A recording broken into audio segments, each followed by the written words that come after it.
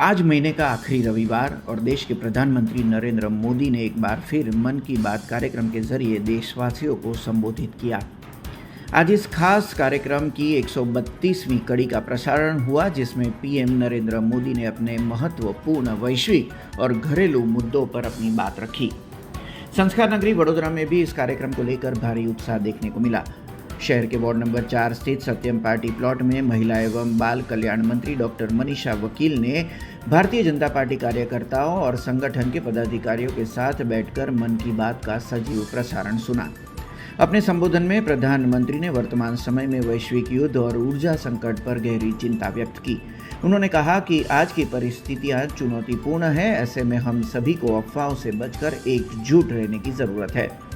साथ ही में प्रधानमंत्री ने खाड़ी देशों में रह रहे भारतीयों की सुरक्षा का जिक्र करते हुए वहां की सरकारों का धन्यवाद भी किया। सिर्फ वैश्विक मुद्दे नहीं, बल्कि प्रधानमंत्री ने देशवासियों के बेहतर स्वास्थ्य के लिए सही खान पान और जीवन शैली पर भी जोर दिया।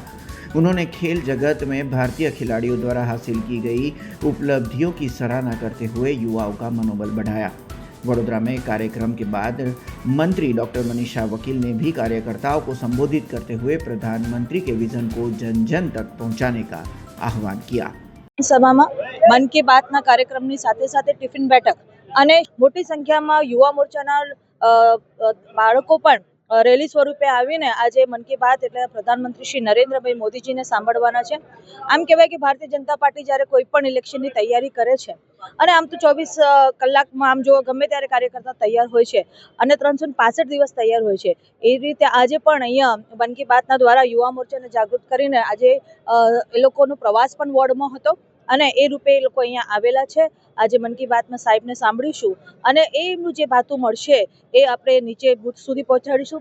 સાથે સાથે ટિફિન બેઠક પણ છે, એટલે બધા પોતાના ઘરેથી ટિફિનમાં જે પણ વ્યંજન એમના ઘરે બન્યું છે એ અહીંયા આવવાના છે અને એકબીજા માટેની આત્મીયતા વધે એના માટે પણ આજે ટિફિन बैठक નો कार्यक्रम યોજાયો।